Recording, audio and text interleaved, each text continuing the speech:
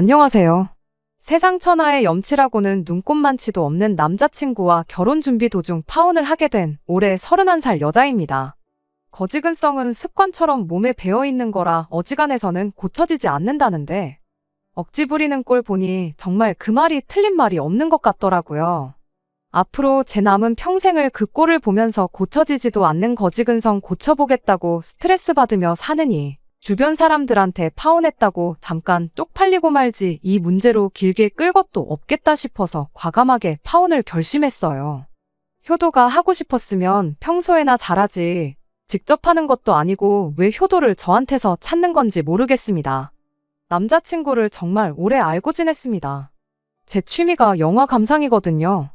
인기 있는 영화부터 시작해서 마이너한 영화들까지 장르를 가리지 않고 보고 있어요. 남들 다 보는 인기 많은 영화는 같이 보러 갈 사람 찾는 게 그리 어렵지 않거든요. 친구들도 같이 보고 싶어 하고 가족 영화 같은 경우에는 부모님 모시고 같이 보고 그랬고요. 그런데 조금 영화가 인기가 없다 싶으면 같이 보러 갈 사람 찾는 게 그렇게 힘들었어요. 혼자 보러 다니는 것도 나쁘지 않기는 했는데 영화를 다 보고 나서 감상을 나눌 사람이 없는 게 너무 아쉬웠습니다. 그래서 시작한 게 영화 동호회 활동이었고 남자친구를 동호회 활동하면서 처음 알게 되었습니다. 영화를 해석하는 나름의 방식이 저랑은 정반대였고 동호회 사람들과 다 같이 영화를 보더라도 항상 그날 감상한 영화에 대해서 이야기할 때 남자친구와 제가 늘 티격태격됐어요. 그러다가 미운정이 들은 건지 동호회 활동 2년을 넘길 때쯤 저희는 연애를 시작하게 되었습니다. 그렇게 같은 동호회 사람으로 알고 지낸 게 2년, 그리고 연애만 3년을 했어요. 같은 동호회 사람으로 지내던 시기에는 자주 만나긴 했지만 나누는 이야기가 기본적으로는 영화와 관련된 이야기였다 보니 개인 사정이나 집안 사정 같은 사적인 부분에 대해서는 자세하게 알 방법은 없었습니다. 하지만 연애만 3년을 했는데 그 긴 시간 동안 연애하면서 남자친구가 홀어머니를 끔찍히 여기는 효자 같은 모습을 단 한 번도 본 적이 없었어요. 3년 연애하는 동안 단 한 번만이라도 홀어머니에 대한 효심을 제 앞에 한 번이라도 보여줬었다면, 그리고 그걸 보고도 제가 결혼을 결심했던 거라면 저도 이렇게까지는 하지 않았을 것 같습니다. 연애 3년 차를 지날 때가 제 나이 31, 남자친구 나이 33이었으니 당연히 결혼을 생각하지 않을 수가 없었습니다. 올해 5월쯤부터 시작해서 저희 두 사람 사이에서 결혼 이야기가 나오기 시작했고 그렇게 지난 7월쯤부터 해서 본격적으로 결혼을 준비하기 시작했어요. 양가의 결혼 허락은 물론이고 상견례까지 다 마친 상황이었습니다. 영화 동호회 사람들이 우리 동호회에서 나온 첫 번째 부부라면서 축하도 받았지요. 이렇게 저희 결혼을 축하해주는 사람이 많았는데 막상 결혼 준비 시작하니까 현실적인 문제가 머리를 아프게 만들더라고요. 사실 저희가 결혼할 준비가 완벽하게 되어 있는 편은 아니었어요.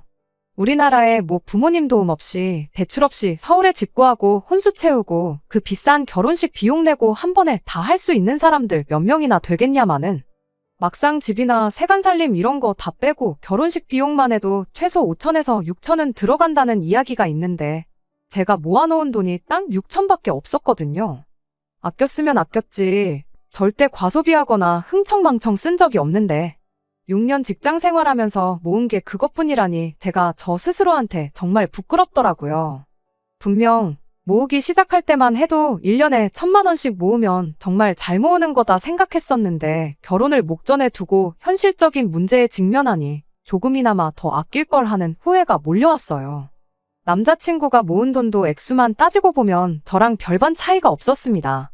하지만 제가 모은 게 6천이 전부인데 똑같이 6천 모아놓은 남자친구한테 왜 그것밖에 못 모았느냐 따질 수도 없는 노릇이었어요. 둘이 합치면 1억 2천, 분명 적은 금액은 아니지만 이래서 대한민국 출산율이 바닥이라는 뉴스가 그렇게 나오나 하는 생각이 들었습니다. 그래도 이래저래 알아보니 아낄 수 있는 건 아낄 수 있겠구나 싶었어요. 허례허식 같은 거 다 생략하고 결혼식 비용이야 축의금 들어오는 걸로 어느 정도 커버가 될 테니 우리 수중에 1억이 여유자금이다 생각하고 이것저것 백방으로 알아보기 시작했습니다. 집을 구한다면야 1억으로 월세 정도는 구하겠다 싶었는데 차라리 대출을 받으면 받았지 그건 아니다 싶었어요.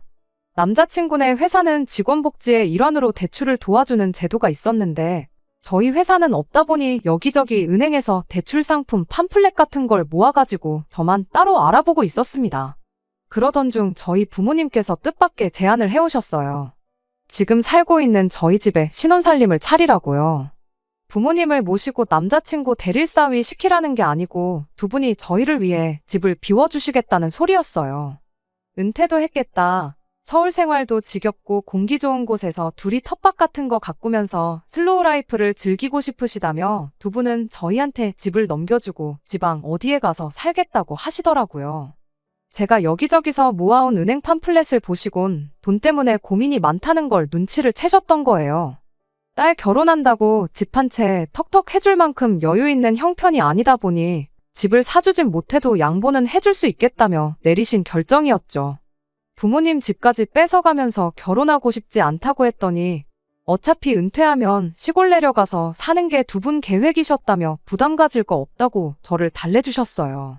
그리고 따지고 보면 공짜로 이 집을 주겠다는 것도 아니니까 너무 부담 갖지 말라고도 하셨죠. 그도 그럴 것이 두 분이 시골 내려가서 사시더라도 거기서 살 집을 구해야 하잖아요. 마당 딸린 집에서 텃밭 같은 거 가꾸면서 살고 싶다는 구체적인 계획을 가지고 계셨는데 시골이라고 해서 집값이 싼 것도 아닐 뿐더러 마당 딸린 집은 오죽했겠나요. 시골에 마당 딸린 집을 구할 돈이 있으면 차라리 그 돈을 저한테 지원해 주시는 편이 제 입장에서도 부모님 입장에서도 훨씬 쉬운 방법이었죠. 저희 부모님 계획은 이러했습니다. 일단 제가 모아놓은 6천에 모자란 건 대출을 받아서 집을 구하고 남자친구가 모아놓은 돈으로 결혼식 비용에 남은 돈은 필요한 살림살이를 마련하는 거였죠. 부모님 생활비는 두 분이 모아놓으신 노후 자금도 있어서 상관없지만 대출까지 갚을 여력이 안 되니 그 대출은 제가 벌어서 갚는 걸로 하고요. 꽤나 구체적인 계획이었지만 남자친구의 의사가 더 중요하니 어떻게 생각하는지 먼저 물어보라고 하셨어요. 만약에 남자친구가 이렇게 하는 데 있어서 조금이라도 불만이 있거나 내켜하지 않는다면 그럼 다른 방법을 찾아보자고요. 저한테는 계산해 볼 필요도 없이 좋은 이야기였죠. 대출이자라고 해봐야 많아도 한 달 100만 원 안에서 해결이 가능할 텐데 대출 갚는 것도 길어야 10년일 테고 얼마가 걸리던 간에 결국 제 손에 시세 8억 정도의 아파트가 생기는 건데 결코 손해보는 게 아니었어요. 결혼하면 부부가 되는 거니 남자친구도 그걸 마다할 이유가 없다고 생각했지요. 역시나 남자친구도 바보는 아니었는지 이야기 듣자마자 거절할 이유가 없는 조건이라며 저희 부모님께서 내건 조건에 그렇게 하겠다고 대답을 했습니다. 자기도 대출을 알아보고 있었지만 회사에서 나오는 대출이라는 게 액수에 상한이 있어서 결국 추가적으로 다른 대출을 알아봐야 하는 상황이었다더라고요. 그러니 그 제안이 남자친구에게는 듣던 중에 반가운 소식일 수밖에 없었습니다. 그렇게 저희는 결혼 준비에 박차를 가하기 시작했어요. 그런데 골머리 썩을 일이 다 해결되니 다른 데서 문제가 생기더라고요. 남자친구가 갑자기 효녀심청이에 비할 데 없는 세상 둘도 없는 효자가 되어버린 것입니다. 홀어머니 두고 결혼을 하려니까 걱정이 돼서 밤에 잠을 이루지 못하겠다나요. 저는 처음에 남자친구가 농담을 하는 줄 알았어요. 밤에 잠을 못 자는 사람치고는 혈색도 좋고 얼굴에 기름이 번들번들한데 모자란 잠은 낮에 자고 있다는 건가? 하고 농담 삼아 받아쳐줬거든요.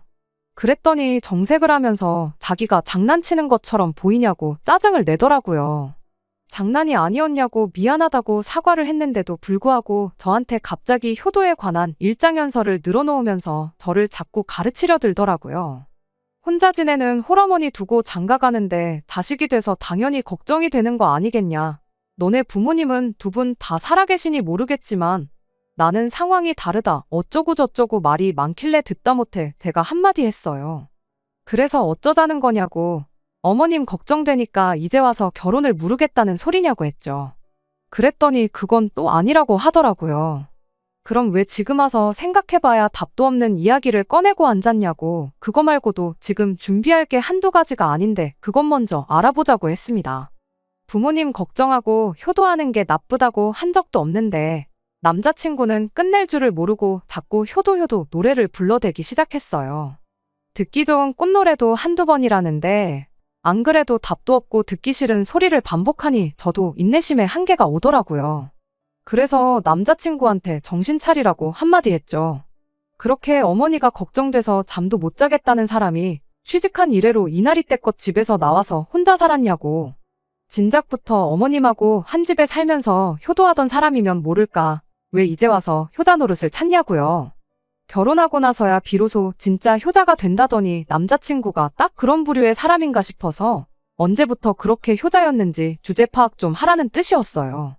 그랬더니 남자친구가 한다는 소리가 자기가 나와서 사는 게 효자 노릇하는 거라 나와서 살았던 거라고 속사정도 모르면서 그렇게 맘대로 판단하지 말라고 제 말을 되받아치더라고요. 따로 사는 게 효자 노릇이라니 그게 무슨 소리냐고 물었죠. 그랬더니 어린 반푼어치도 없는 소리를 세상 진지하게 설명을 하기 시작했어요. 어머니가 혼자 몸으로 아들을 키웠다는 것부터가 보통 정성으로 되는 게 아니다. 너는 편모 가정에서 살아본 적도 없지 않냐? 부모님 두 분 다 살아계시니 죽었다 깨어나도 모를 거다 하면서 남자친구 어머니가 남자친구 본인을 얼마나 아끼고 사랑하는지에 대해서 이야기를 하더라고요. 뭔 소리 하는 거냐고. 그럼 우리 부모님은 어머님에 비해서 나를 덜 사랑하시고 덜 아낀다는 말이 하고 싶은 거냐고 되물었죠. 부모가 자식 사랑하는 게 다 똑같은 거 아니겠나요? 남편이 살아있다고 자식을 덜 사랑하고 없으면 더 사랑하고 그렇게 따지는 게 아니잖아요. 수치로는 표현할 수 없는 게 바로 자식 사랑이죠. 제가 저렇게 대답을 하니 남자친구가 갑자기 꿀먹은 벙어리가 되어서는 잠깐 아무 말도 못하더라고요. 그러더니 갑자기 말을 바꿔서 그런 게 아니라 어머니가 혼자 몸으로 자기를 키웠기 때문에 조금 극성맞은 게 있다는 소리였대요. 말인즉슨 남자친구 어머니가 남자친구를 너무 아끼는 나머지 눈치까지 봤다는 소리였어요. 자기가 퇴근하고 집에 돌아오면 별로 피곤하지도 않은데 자기 쉬는데 방해될까봐 어머니가 집에서 TV도 제대로 못 보시고 방에 들어가서 조용히 계신답니다. 퇴근하고 집에서 저녁을 먹을라 치면 밥도 간단히 먹어도 그만인데 남자친구 어머니가 체력은 밥심에서 나오는 거라며 매일같이 진수성찬을 차려주신대요. 퇴근 시간 한 3시간 전에 장을 봐오셔서 신선한 재료로 퇴근 2시간 전부터 땀을 뻘뻘 흘려가며 뜨거운 부엌에서 저녁 준비를 하신다나요. 그러니까 같이 살면 어머니가 오히려 자식 눈치 본다고 편하게 계시지도 못하고 자식 뒷바라지 해주느라 자기 시간도 자유롭게 못 쓰고 오로지 자식한테만 얽매여 계시는 게 싫어서 집에서 나온 거랍니다. 뭐 나름 설득력은 있는 소리긴 했지만 남자친구를 제가 하루 이틀 알고 지낸 것도 아닌데 그게 반은 맞고 반은 틀린 소리라는 걸 단번에 눈치챌 수 있었어요. 일단 남자친구가 어머님 집에서 따로 나와 살고 있던 집이 어머님 집에서 지하철로 고작 한 정거장 거리밖에 안 되거든요. 지하철 한 정거장이면 솔직히 같은 동네나 다름없고 조금 피곤하긴 하겠지만 맘먹으면 산책 삼아 걸어서도 갈 수 있는 거리잖아요. 그리고 저희가 연애 기간만 3년인데 남자친구 집에 제가 한 번도 안 가본 게 아니거든요. 동호회 활동할 때부터 당시 혼자 살던 사람이 남자친구밖에 없었어서 동호회 사람들하고도 자주 드나들었기도 했고요. 그때 가보면 가볼 때마다 집이 정말 깔끔했어요. 혼자 사는 사람답지 않게 냉장고에는 온갖 반찬들이 가득했고 옷장과 세탁물도 깔끔하게 정리되어 있었습니다. 당시 동호회 사람 중 한 명이 남자친구한테 어디 여자라도 숨겨놓은 거 아니냐고 남자 혼자 사는 집이 이렇게 깔끔한 게 믿기지가 않는다는 식으로 농담을 했었는데 남자친구가 그때 당시 대답하길 어머니랑 집이 가까워서 어머니가 거의 일주일에 한 번꼴로 와서 그렇게 챙겨주고 가신다고 멋쩍게 대답한 걸 분명히 기억하고 있거든요. 그때 자랑처럼 말한 게 어머니가 이불 같은 것도 달에 한 번씩 세탁해다가 가져다 주신다고도 했고요. 집안 구석구석이 어머님 손길이 닿지 않은 곳이 없었고 연애를 시작한 이후에도 남자친구 집에 가면 항상 집 상태가 완벽에 가깝게 정리가 되어 있었습니다. 한마디로 어머니가 자식 눈치 보는 게 불편해 보이고 고생스러우신 것 같아서 효도하는 차원에서 따로 살게 되었다고 한 남자친구의 말은 거짓부렁에 불과했다는 소리나 마찬가지였어요. 오히려 애매하게 거리만 멀어져서 어머님이 고생을 하면 더했지 덜한 게 없었던 거 아니냐고 따졌더니 또 말을 않더라고요. 쓸데없는 소리 할 시간에 빨리 다른 거나 알아보자고 말했는데 그제서야 남자친구가 혼자 지내시게 될 어머니가 걱정이다 하면서 말을 꺼낸 진짜 이유를 슬쩍 떠보듯이 꺼내왔습니다. 저희 부모님이 시골 내려가 살게 되면 그러니까 우리 결혼하걸랑 그 집에 남자친구 어머니를 합가시켜서 한 집에 같이 살면 어떻겠냐고요. 방도 3개의 집도 넓던데 어머니가 같이 살면서 집 정리하는 거 도와주고 하시면 되는 거 아니겠냐고. 자기 혼자 살던 집 깔끔한 거 보지 않았느냐며. 워낙에 정리정돈 안 된 거 못 버티는 성격이시니 같이 살면 분명히 여러모로 도움을 주실 거라고요. 저는 그 말을 듣고 제 귀를 의심하지 않을 수가 없었습니다. 설마 저게 제정신으로 하는 소리인가 싶었어요. 결혼하면 친정 부모님 집에 신혼집 차려서 친정 부모님 시골로 내쫓고 그 집에 시어머니를 모시고 살라는 소리나 마찬가지잖아요. 차라리 농담이었으면 좋겠다 싶었는데 남자친구 표정을 보나 그 말 꺼내기 전에 혼자 지내는 어머니 걱정된다면서 효자 타령 노래를 부르던 걸 보나 장난은 절대 아니겠구나 싶었습니다. 방금 5분 전까지만 해도 한 집에 같이 살면 어머니가 신경 쓸 게 너무 많아서 불편해하신다고, 그러니 나와서 혼자 사는 게 효도라고 하던 인간이 갑자기 결혼하면 어머니를 한 집에 모시고 살자고 하니 당황스러운 것도 당황스러운 거지만 무엇보다 어이가 없었어요. 제가 원래 남자친구한테 말을 심하게 하지 않는 편인데 그 순간만큼은 뭐라 하지 않을 수가 없더라고요. 미쳤냐고, 제정신으로 하는 소리냐고 따져 물었죠. 그랬더니 남자친구가 한다는 소리가 자식이 부모한테 효도한다는데 그게 왜 미친 거냐고 저한테 오히려 짜증을 내더라고요.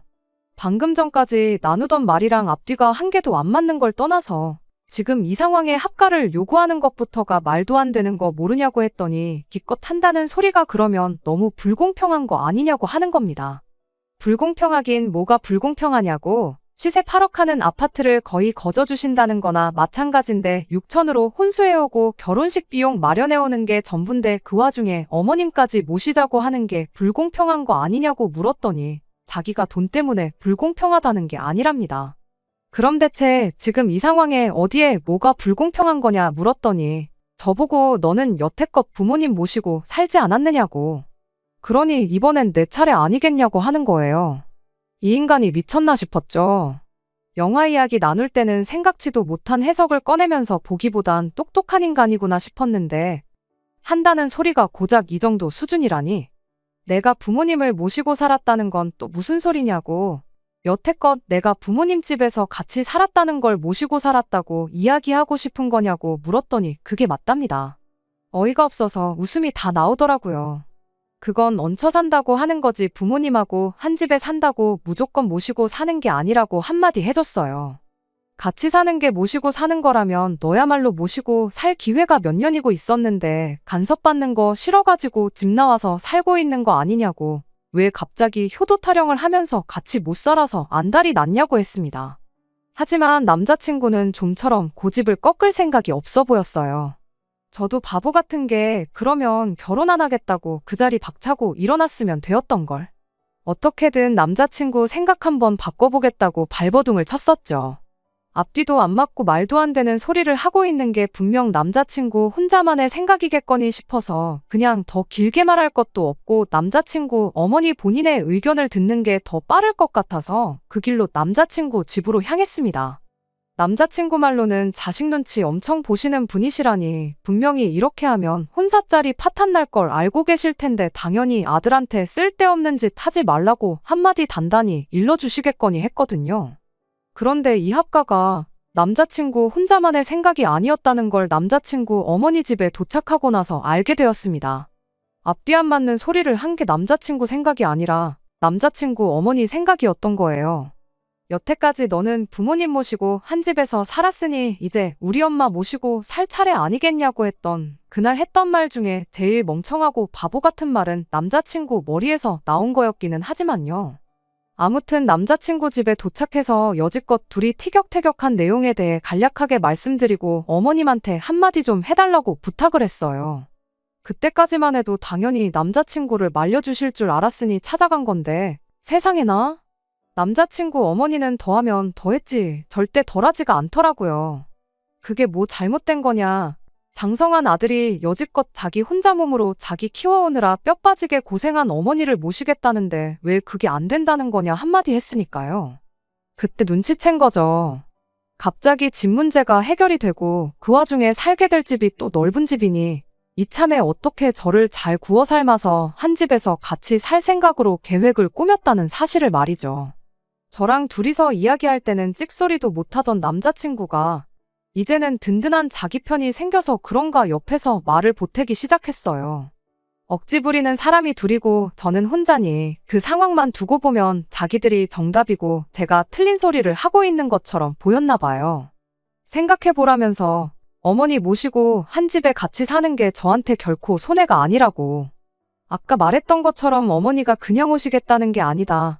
어머니가 오시면 분명히 집안일 하는 거 도와주실 텐데, 그리고 행여나 나중에 아이 생기면 시골 가서 살고 있는 너네 부모님이 도와주실 것 같냐. 그때 가면 어쩔 수 없이 우리 어머니 도움을 받아야 하는데 그냥 처음부터 모시고 사는 게 더 낫지 않냐.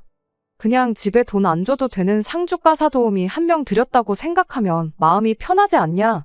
뭔 말도 안 되는 소리를 하고 있더라고요. 그 와중에 어머님이 집안일을 도와주시는 게 제가 몸이 편할 거라고 하는 게 모르긴 몰라도 결혼하면 집안일은 일절 손을 안 댈 것 같이 말하고 있는 것처럼 보였어요.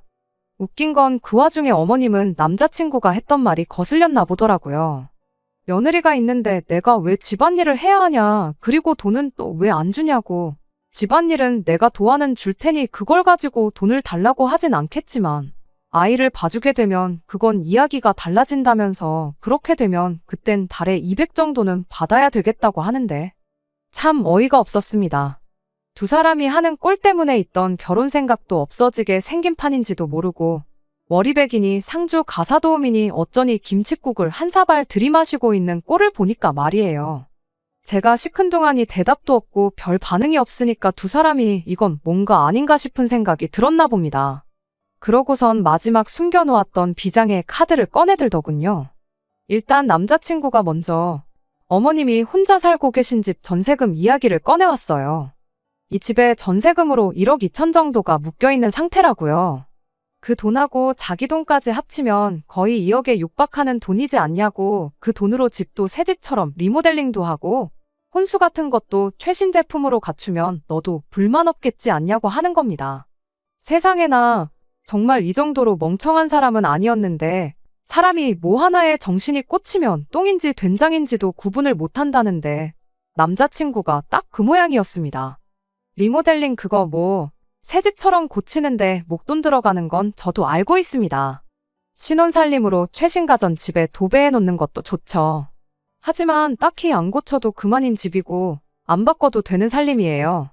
목돈이 들어간다고 한들 남자친구가 낼 수 있는 돈이라면 저도 충분히 제 돈으로 할 능력은 되거든요. 저 말 그대로 남자친구한테 말해주고 그렇지 않냐고. 그리고 어머님이 전세금 빼서 들고 오시면 그 돈이 내 돈이 되는 것도 아니고 어머님이 뭐 냉수만 드시고 살 것도 아닌데 어머님이 같이 살면서 추가적으로 들어갈 생활비는 생각 안 하느냐고 따졌습니다. 남자친구가 말빨에 밀리기 시작하니 이젠 어머님이 지원 사격에 나섰어요. 협박이라고 한다는 게 아주 무섭지도 않더라고요. 네가 나랑 합가할 생각이 없다면 나도 다 생각이 있다면서 그럼 내 아들이 모은 돈은 내가 가져가는 걸로 해야겠다. 이렇게 한마디를 하시대요.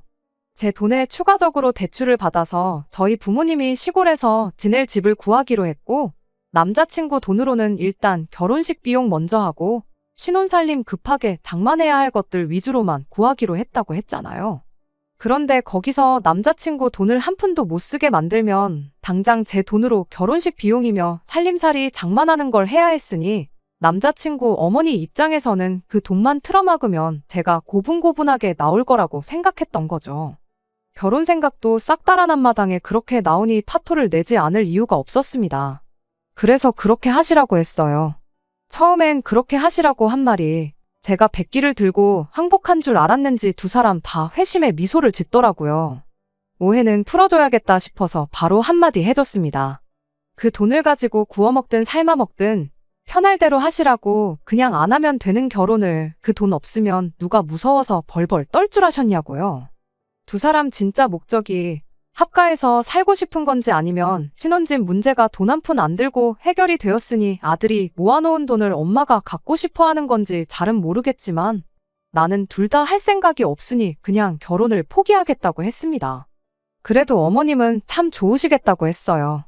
엄마랑 같이 사는 거 불편하다고 걸어서 15분 거리에 집을 구해서까지 혼자 살던 아들이 이제야 정신 차리고 진정한 효자가 되었으니 기분 참 좋으시겠다고요. 이참에 결혼 파토나더라도 아들을 집으로 다시 불러들이시던지 아님 아들이 혼자 살고 있는 집으로 들어가시던지 아무튼 두 사람이 꼭 한 집에 살라고요. 그리고 아드님이 바로 5분 전까지 어머님 돈 안 줘도 되는 입주가사 도움이라고 말했던 건 평생 기억하고 계시면 참 좋겠다고도 한마디 해줬네요. 그리고 곧장 고개를 돌려 남자친구한테도 한마디 해줬습니다. 결혼한다고 하니까 그동안 못했던 효도가 생각나서 아쉬웠나 본데 남한테 대리효도 시킬 생각 말고 너부터 똑바로 효도하라고요. 당신이 만에 하나 우리 알고 지낸 5년간 어머님을 단 한순간만이라도 진심으로 걱정해주고 한 집에 같이 살면서 상주하는 가사도우미가 아니라 정말 홀어머니 몸으로 아들 자식 힘들게 키워오신 어머니 대접을 하면서 효도했다면 아마 나도 모시고 사는데 아무 불만 없었을 거라고요. 그런데도 당신은 끝까지 나 대신 잘해줄 며느리가 생겼으니 한 집에 모시고 살아야겠다는 말만 하지 않았냐. 지금 상황이 내가 이 결혼을 파토내는 것처럼 보일 테지만 진짜 결혼을 파토낸 건 내가 아니라 당신 주둥이 때문이라고 그거 잊지 말고 앞으로는 어머님한테 효도하면서 살고 너가 효도하는 만큼 당신 어머니한테 효도해줄 수 있는 여자 찾아서 결혼하라 한마디 진심 어린 충고해주고 자리에서 일어났습니다. 그렇게 제 결혼은 시작도 못하고 끝이 나고 말았어요. 후회나 아쉬움 같은 게 하나도 남지 않는 걸 보니 암만 단 하루를 시달렸다고 해도 정말 잘 내린 결정이구나 싶습니다. 한참 시골에 집 알아보고 계시던 부모님도 뭐 그런 집구석이 다 있냐며 혀를 차셨고 길게 끌어봤자 시간만 낭비하는 꼴이고 결혼을 했어도 그 마지막엔 이혼이 기다리고 있었을 테니 이혼보다는 파혼하는 게 100번 낫지 않냐면서 저를 달래주셨어요. 이왕 저한테 주기로 한 거 두 분은 하던 대로 시골에 살고 구하고 집은 저한테 바로 증여를 해주시겠다 했는데 제가 거절했습니다. 당장 결혼할 사람도 없고 지금 기분에는 결혼의 결자만 들어도 몸에서 거부 반응이 날 정도거든요. 저야말로 부모님 집에 얹혀 살면서 그동안 못 해본 효도나 하려고요. 안녕하세요. 결혼 파토내고 이렇게 2달 만에 다시 인사를 드립니다. 그냥 근황 정도 전하려고 왔어요. 결혼 파토내기로 하고 2주 정도 지나서 남자친구한테 연락이 한 번 왔었어요. 밑도 끝도 없이 자기가 잘못했다고 욕심 안 부릴 테니까 다시 시작하면 안 되겠냐고 3년이나 만났는데 이렇게 끝나는 거 억울하지도 않냐고 묻더라고요. 억울하다고 근데 결혼을 못해서 억울한 게 아니라 내가 3년이나 만난 사람이 똥하고 된장도 구분 못하는 머저리였고 그걸 못 살아본 내 자신한테 억울하니까 연락하지 말라고 전화 끊어버렸습니다. 그 후로는 남자친구한테 따로 연락이 온 게 없고요. 무슨 짓을 해도 제 마음을 돌릴 수 없다는 걸 알았는지 포기한 것 같더라고요. 그러다 얼마 전에 동호회 사람한테서 연락이 왔어요. 남자친구가 이제 동호회 활동을 안 나오겠다 했는데 저보고 다시 나올 생각 없느냐고요. 남자친구도 없는데 제가 안 나올 이유가 없지 않냐고 하면서 남자친구 소식을 전해줬어요. 어머니랑 대판 싸우고 사이가 틀어져서 열받아서 아예 안 보고 살기로 했다나요. 그러면서 집도 이사를 나가기로 했다고 합니다. 아예 어머니가 엄두도 못 낼 만큼 먼 동네로요. 되도록 회사 가까운 곳에 찾을 예정이고 그렇게 되면 동호회 활동 나오는데 자기도 힘드니 이사간 동네에서 새로운 모임을 가입할 생각이라고 했다네요. 제 생각엔 제가 동호회 사람들 그 누구한테도 파혼한 이유를 정확하게 설명해주지는 않았는데 남자친구 딴에는 그게 괜히 지 혼자 찔리고 쪽팔렸던 것 같아요. 더 멀리서 사는데도 동호회 활동을 나오는 사람이 있는데 거리가 멀어져서 못 나간다는 말은 핑계에 불과한 거죠. 다른 것보다 어머니 때문에 파혼당했다고 대판 싸우고 이사까지 한 꼬라지를 보니 저런 놈하고 결혼 안 한 게 천만 다행 중에 다행이다 싶은 생각밖에 들지 않아요. 좋은 영화를 고르는 눈은 있어도 좋은 사람을 고르지 못했다는 게 아쉬울 따름입니다. 끝까지 들어주셔서 감사합니다. 오늘의 사연은 여기까지입니다. 구독과 좋아요, 알람 설정 부탁드리고 더 좋은 사연으로 다시 찾아뵙겠습니다. 감사합니다.